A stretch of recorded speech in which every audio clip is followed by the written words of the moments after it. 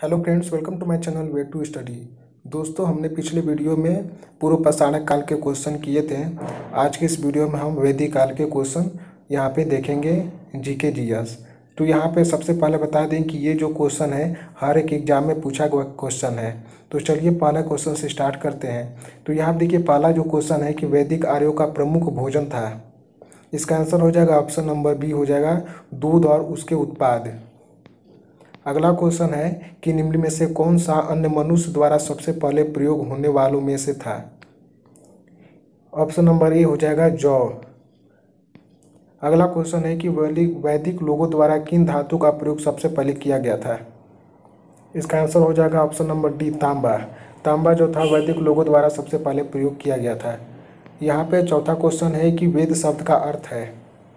इसका आंसर हो जाएगा ऑप्शन नंबर ए हो जाएगा, ज्ञान। वेद का अर्थ होता है ज्ञान। अगला क्वेश्चन है क्वेश्चन नंबर 5। यहाँ पे किन किन तीन वेदों को संयुक्त रूप से वेद त्रयी कहा गया है। इसका आंसर हो जाएगा ऑप्शन नंबर सी हो जाएगा कि ऋग्वेद, सामवेद और यजुर्वेद को त्रयी कहा गया है। अगला क्वेश्चन है कि आर्य सभ्यता में मनुष्य की जीवन के आयु के आरोही क्रमानुसार निम्नलिखित चरणों को कौन सा विकल्प सही है। तो यहाँ पर बताना है कि मनुष्य के चरण बताना है कि कौन सा सही होगा ऑप्शन। तो ऑप्शन नंबर ए हो जाएगा, ब्रह्मचर्य, गृहस्थ, वानप्रस्थ, संन्यास हो जाएगा। अगला क्वेश्चन है कि आर्य पूर्वों के साथ अपने संघर्षों में सफल रहे क्योंकि। इसका जो आंसर हो जाएगा ऑप्शन नंबर डी हो जाएगा, उन्होंने घोड़ों द्वारा चलाए जा रहे रथों का प्रयोग किया। देखिए, अगला क्वेश्चन है कि आरंभिक वैदिक काल में वर्ण व्यवस्था आधारित थी। ऑप्शन नंबर सी हो जाएगा कि व्यवसाय पर आधारित थी। आरंभिक वैदिक काल में वर्ण व्यवस्था वो व्यवसाय पर आधारित थी। अगला क्वेश्चन है, यहाँ पर आप देख सकते हैं कि ऋग्वेदिक आर्य पशुचारी लोग थे। यह इस तथ्य से पुष्ट होता है कि। ऑप्शन नंबर डी हो जाएगा, उपयुक्त सभी होगा। ऋग्वेद में गाय के अनेक संदर्भ हैं। अधिकांश युद्ध गायों के लिए लड़े गए थे। ऋग्वेद में जो अधिकांश युद्ध जो लड़े गए थे वो गायों के लिए लड़े गए थे। ऑप्शन नंबर सी भी सही होगा। इसका आंसर हो जाएगा ऑप्शन नंबर डी, उपयुक्त सभी हो जाएगा। अगला क्वेश्चन है कि आर्यों को एक जाति कहने वाला पहला यूरोपियन कौन था। इसका आंसर हो जाएगा ऑप्शन नंबर सी हो जाएगा, मैक्स मुलर। अगला क्वेश्चन है कि आर्य जनजाति की प्राचीनतम बस्तियां कहाँ है। ऑप्शन नंबर सी, सप्त सिंधु हो जाएगा इसका आंसर। अगला क्वेश्चन है कि निम्नलिखित में से कौन सी जनजाति सभा सामान्य रूप से जनजातीय सरदार के चुनाव में शामिल होती थी। इसका आंसर हो जाएगा समिति। अगला क्वेश्चन है कि राज्याभिषेक समारोह का विवरण निम्नलिखित में से किसमें किया गया है। इसका आंसर हो जाएगा ऐतरेय ब्राह्मण। ऑप्शन नंबर सी हो जाएगा। वैदिक युग में राजा अपने जनता से जो कर वसूल करते थे उसे क्या कहा जाता था। इसका आंसर होता है बी। दोस्तों, वैदिक युग में जो राजा अपने जनता से जो कर वसूलते थे उनको हम बलि कहते हैं। अगला क्वेश्चन है कि प्रसिद्ध गायत्री मंत्र कहाँ से लिया गया है। इसका आंसर होगा ऋग्वेद। आप सब जानते ही हैं कि ऋग्वेद में गायत्री मंत्र ऋग्वेद से ही लिया गया है। अगला क्वेश्चन है कि भारतीय प्रतीक पौत्कृण सत्यमेव जयते लिया गया है। इसका आंसर होगा ऑप्शन नंबर डी, मुंडकोपनिषद से लिया गया है। भारतीय प्रतीक पौत्कृण सत्यमेव जयते मुंडकोपनिषद से लिया गया है। अगला क्वेश्चन नंबर 17वां है कि निम्न में से किस विदुषी ने वाद विवाद में अजय आर्यवल्लय को चुनौती दी थी। इसका आंसर होगा ऑप्शन नंबर डी, गार्गी। अगला क्वेश्चन है कि प्राचीन भारत में निम्नलिखित में से किस विवाह को विधि सम्मत नहीं माना जाता था। एक बार और रिपीट कर रहे हैं कि प्राचीन भारत में निम्नलिखित में से किस विवाह को विधि सम्मत नहीं माना जाता था। इसका आंसर हो जाएगा गंधर्व विवाह। जो इसके बारे में बता दे रहे हैं कि गंधर्व विवाह क्या होता है। तो हिंदू धर्म में विवाह को 16 संस्कारों में से एक संस्कार माना गया है। तो हिंदी जो विवाह कितने प्रकार के होते हैं, 16 प्रकार के यहाँ पे दिया गया है। प्राचीन भारत में विवाह के 8 प्रकार बताए गए हैं। यहाँ पे ब्रह्मा विवाह, दैव विवाह, आश्र विवाह, प्रजापत्य विवाह, गंधर्व विवाह, असुर विवाह, राक्षस विवाह, यहाँ पैशाच विवाह, इन विवाहों में ब्रह्मा विवाह, देव विवाह और आश्र विवाह को ही विधि सम्मत माना गया है। बाकी 5 प्रकार के विवाह को विधि सम्मत नहीं माना गया है। अगला क्वेश्चन है कि यहाँ पे बौद्धिक एवं बौद्ध एवं जैन धर्म, यहाँ पे आप देख सकते हैं कि अब आ गया यहाँ पे टॉपिक बौद्ध एवं जैन धर्म। तो यहाँ पे देखिए दिया गया है कि किस भारतीय धर्म में 24वें तीर्थंकर हुए थे।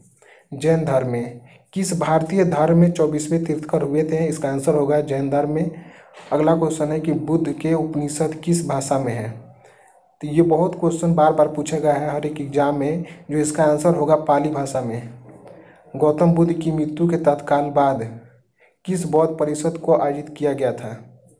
तो इसका आंसर होगा पहली बौद्ध परिषद आयोजित किया गया था। त्रिपिटक किससे संबंधित है। देखिए त्रिपिटक जो है बौद्ध धर्म की पवित्र यहाँ पे पुस्तकें हैं। भरहुत यह बौद्ध धर्म से संबंधित है। ये मोस्ट इंपॉर्टेंट क्वेश्चन है। त्रिपिटक, भरहुत, ये सब जो मोस्ट इंपॉर्टेंट क्वेश्चन है। त्रिपिटक बौद्ध धर्म की प्राचीन पवित्र पुस्तक है और भरहुत है बौद्ध धर्म से संबंधित है।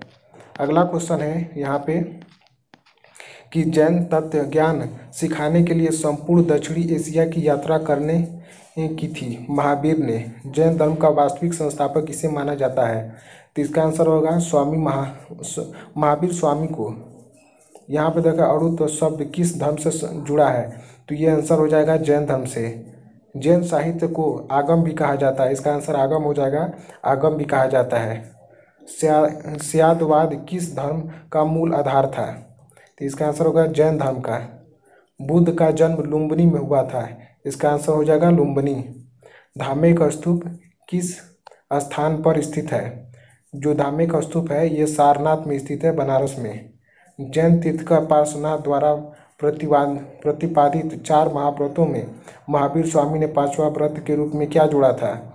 इसका आंसर हो जाएगा ब्रह्मचर्य को जोड़ा था। जैन धर्म का सबसे महत्वपूर्ण आधारभूत सिद्धांत क्या माना जाता है।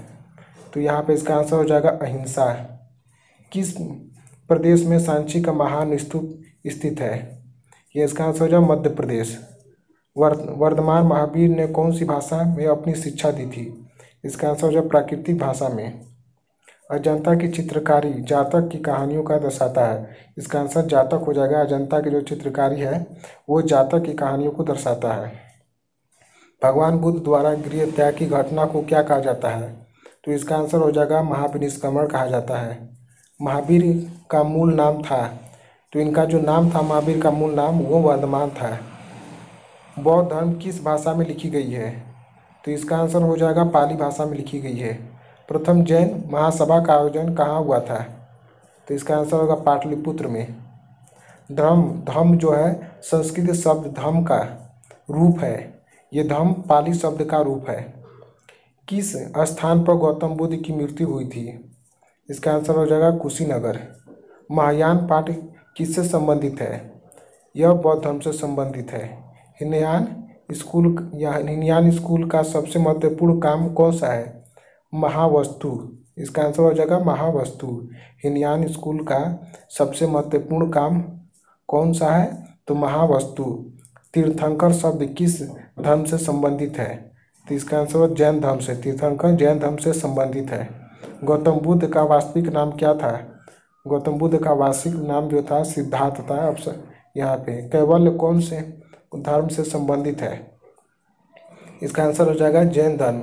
केवल जैन धर्म से संबंधित है। जैनियों द्वारा अपने पवित्र ग्रंथों के लिए सामूहिक रूप से किस शब्द का प्रयोग किया जाता है। तो इसका आंसर हो जाएगा अंग। जैनियों द्वारा अपने पवित्र ग्रंथ के लिए सामूहिक रूप से किस शब्द का प्रयोग किया जाता है, तो अंग। माउंट आबू स्थित मशहूर दिलवाड़ा मंदिर निम्न में से किस समुदाय का पवित्र तीर्थ स्थल है। तो इसका आंसर होगा जैन धर्म से। अगला क्वेश्चन है कि दिलवाड़ा के चालुक्य मंदिर का स्थित है, जैन धर्म का स्थित है। तो ये दिलवाड़ा जो मंदिर है वो राजस्थान में स्थित है। तो इसका आंसर हो जाएगा राजस्थान। प्रथम बौद्ध परिषद कहाँ आयोजित हुई थी, तो राजगृह। अगला क्वेश्चन है कि गौतम बुद्ध का जन्म स्थान किसके द्वारा अंकित किया जाता है। तो इसका आंसर हो जाएगा अशोक मौर्य का रुक्मिणीदेवी स्तंभ के द्वारा। इसका आंसर हो जाएगा ऑप्शन नंबर ए। अगला क्वेश्चन है कि बुद्ध किस वंश से संबंधित है? तो ऑप्शन इसका सी हो जाएगा, शाक्य वंश से संबंधित है। अगला क्वेश्चन है कि प्रथम बौद्ध परिषद कहाँ आयोजित की गई थी? तो इसका आंसर हो जाएगा ऑप्शन नंबर सी, राजगृह।